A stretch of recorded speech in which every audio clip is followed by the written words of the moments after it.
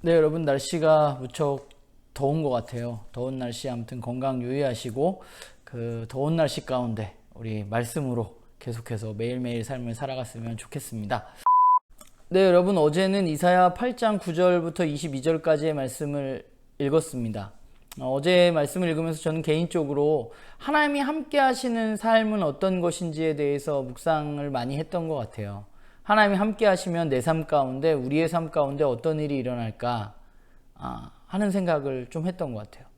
좀 오해하고 있는 부분이 있는 것 같아요. 저도 그렇고. 우리는 마치 하나님이 내 삶 가운데 함께 하시면 그냥 내 일이 무조건 잘 풀리고 마냥 행복하고 마냥 좋은 일들이 가득할 거라고 그렇게 생각하는 것 같아요. 그런데 안타깝게 성경은 우리에게 그렇게 이야기하지 않는 것 같아요. 그리고 성경은 뭐라고 이야기하냐면 하나님이 함께 하실 때 하나님이 하시고자 하는 일들이 우리의 삶에 일어나는 일이 하나님이 함께 하시는 삶이라고 말합니다. 그리고 실제로도 그렇고요. 어제 본문을 보면 하나님이 함께 하시기 때문에 어떤 일이 일어나나요? 하나님이 함께 하시기 때문에 유다가 망합니다. 그들이 아무리 전쟁을 열심히 준비해도, 그들이 아무리 좋은 전략을 짜도 그들은 실패할 것입니다. 왜냐하면 하나님이 함께 하시기 때문에.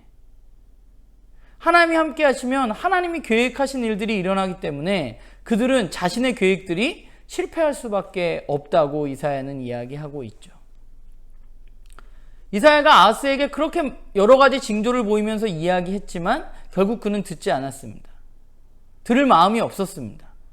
그들 마음에는 오직 자신의 계획과 자신의 경험이 가득했고 그들은 하나님의 말씀 앞에 절대 겸손하지 않고 자신의 계획을, 자신의 경험을 의지했습니다. 아이러니한 것 같아요. 하나님의 백성인 유다 민족이 하나님을 두려워하지도 않고 무서워하지도 않는다. 어쩌면 그들은 하나님을 안다고 말하지만 하나님을 알지도 않고 또한 하나님을 믿지도 않는 사람들입니다. 더 이상 듣지 않게 되자 이사야는 그 하나님의 말씀을 봉인하게 됩니다. 이제 이야기해봤자 소용이 없다는 것을 의미하는 것이죠. 그러나 그럼에도 불구하고 이사야는 하나님을 의지하고 하나님을 기다리겠다고 말합니다. 그게 예언자가 가진 예언자의 삶이라는 생각이 들어요.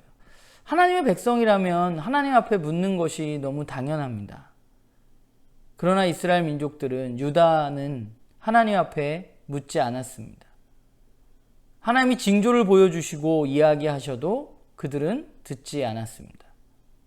그래서 그 결과는 고통과 흑암과 절망뿐이라고 이야기합니다. 오늘 우리도 마찬가지인 것 같아요. 하나님 우리에게 이야기하십니다. 우리에게는 텍스트로 된 말씀이 있습니다.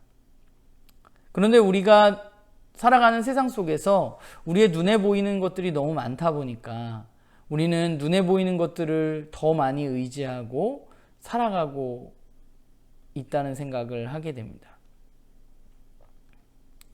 바라기는 나는 교회 식구들이 하나님이 함께하는 삶을 정말 살았으면 좋겠습니다. 그게 내 마음대로 막 무언가 이루어지는 삶이 아니라, 내가 잘 풀리는 삶이 아니라 하나님이 하시고자 하시는 일이 내 삶 가운데 일어나는 그런 삶을 우리가 소망하고 기다리고 그런 삶을 살아가는 그런 저와 여러분이 되었으면 좋겠습니다.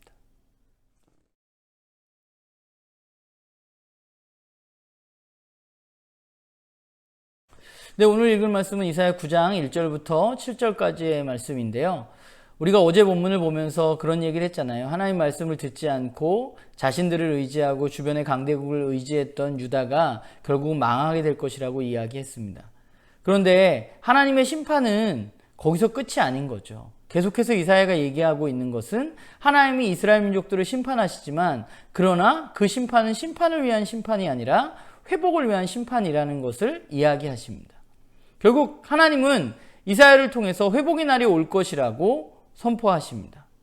오늘 우리가 본문을 보면서 그 회복의 날에는 어떤 일이 일어날 것인지에 대해서 우리가 함께 좀 살펴보았으면 좋겠습니다. 그리고 두 번째, 우리가 또 잘 아는 본문이죠. 이사야는 한 아이의 탄생을 예고합니다. 우리는 일반적으로 이 본문을 보면서 예수 그리스도를 떠올리는 것이 너무 당연합니다. 그래서 그 아이가 왕이 돼서 다스리는 그 날이 올 것이라고 말씀하십니다. 오늘 본문을 보면서 그 아이가 누구인지보다 더 중요한 사실이 한 가지 있습니다. 그게 뭐냐 하면 그 아이가 왕이 되어서 다스리는 나라가 어떤 나라인지에 대해서 우리가 살펴보는 것이 더 중요해요. 왜냐하면 그분이 예수 그리스도인 것보다 더 중요한 것은 그분이 다스리는 그 나라가 어떤 것인지, 그리고 정말 나는 그 나라의 백성으로 살아가고 있는지, 나는 그 나라를 소망하는지에 대해서 우리가 좀 묵상해 보았으면 좋겠습니다. 여러분, 오늘 굉장히 습하고 무더운 날씨인데 오늘도 좋은 하루 되시고 또 우리 내일 만나도록 합시다. 안녕.